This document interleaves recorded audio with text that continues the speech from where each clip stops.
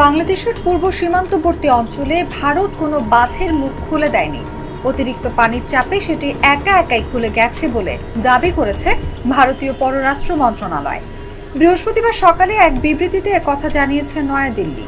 বিবৃতিতে বলা হয়েছে, আমরা বাংলাদেশকে উদ্বেগ প্রকাশ করতে দেখেছি যে ত্রিপুরায় গোমতী নদীর উজানে ডুম্বুর বাঁধ খুলে দেওয়ায় বাংলাদেশের পূর্ব সীমান্তের জেলাগুলোতে বর্তমান বন্যা পরিস্থিতি সৃষ্টি হয়েছে।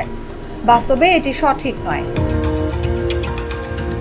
নয়াদিল্লির দাবি, ভারত ও বাংলাদেশের মধ্য দিয়ে প্রবাহিত গোমতী নদীর ক্যাচমেন্ট এলাকায় কয়েকদিন ধরে এই বছরের সবচেয়ে বেশি বৃষ্টিপাত হয়েছে। বাংলাদেশের বন্যা মূলত বাঁধের নিচের দিকের এই বৃহৎ ক্যাচমেন্টের পানির কারণে।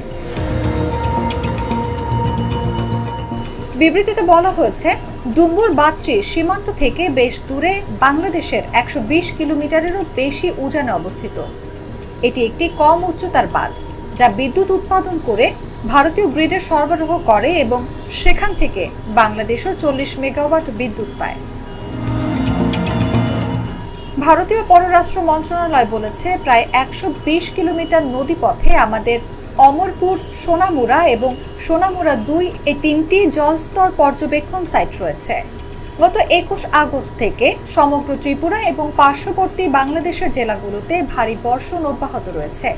এর ফলে অতিরিক্ত পানি প্রবাহের কারণে স্বয়ংক্রিয় রিলিজ পরিলক্ষিত হয়েছে।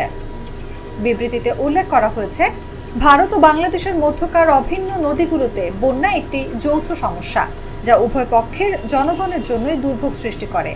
এটি সমাধানের জন্য ঘনিষ্ঠভাবে পারস্পরিক সহযোগিতা প্রয়োজন।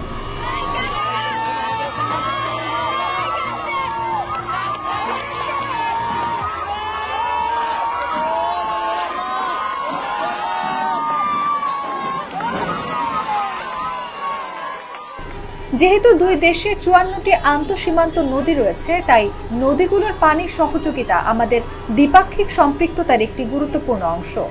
আমরা দ্বিপাক্ষিক পরামর্শ ও প্রযুক্তিগত আলোচনার মাধ্যমে পানির সম্পদ এবং নদীর পানি ব্যবস্থাপনার সমস্যা ও পারস্পরিক উদ্বেগ সমাধানে প্রতিশ্রুতিবদ্ধ।